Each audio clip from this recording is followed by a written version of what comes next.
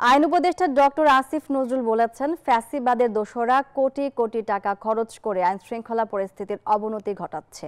সকালে রাজশাহীর পিটিআই মিলনায়তনে দেশের পরিবর্তিত পরিস্থিতিতে মানবাধিকার ও পরিবেশের উপর গুরুত্ব সহ আইন প্রয়োগ বিষয়ক কর্মশালায় এ কথা বলেন তিনি। বলেন, আইনশৃঙ্খলা পরিস্থিতির উন্নয়নে ব্যবস্থা নেওয়া হচ্ছে। এর আগে পুলিশের আইজি জানান, ছিনতাই রোধে রাজধানীতে পুলিশের ৩টি বিশেষায়িত ইউনিট শিগগিরই মাঠে নামবে।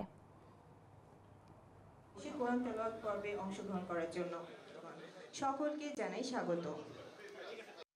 আপনারা জানেন যে এরকম একটা বিপ্লবোত্তর পরিস্থিতিতে পৃথিবীর কোনো দেশেই শাসন কার্য চালানো খুব সহজ ব্যাপার না। আপনারা চারদিকে তাকিয়ে দেখেন, আরব বসন্তের পর বিভিন্ন জায়গায় কি হয়েছে, আমাদের এমনকি স্বাধীনতা সংগ্রামের পর আমাদের দেশে কি পরিস্থিতি সৃষ্টি হয়েছিল।